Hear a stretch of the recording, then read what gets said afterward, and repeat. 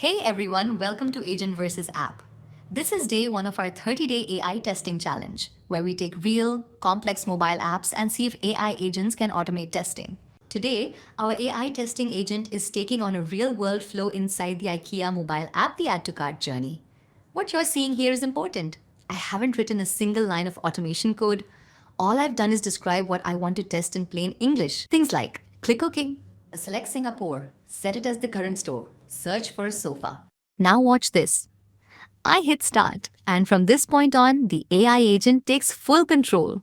You can see the test running live on a real device. All 14 steps are executed end to end automatically. But here's the key difference. The agent isn't just clicking elements blindly. For every single action, it explains why it chose that element, whether it's based on visible text, resource IDs, screen context, or UI state. It's actively reasoning through the app, just like a human tester would.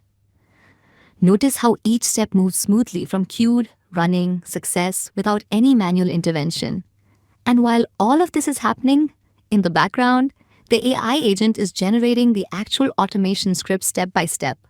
So by the time the test completes, I have a complete production-ready automation script with reasoning documented for every action.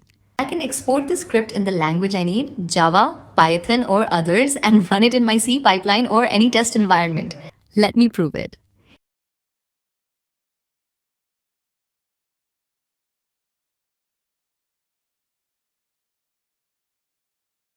Here's that same script now running on a Pixel 7 device.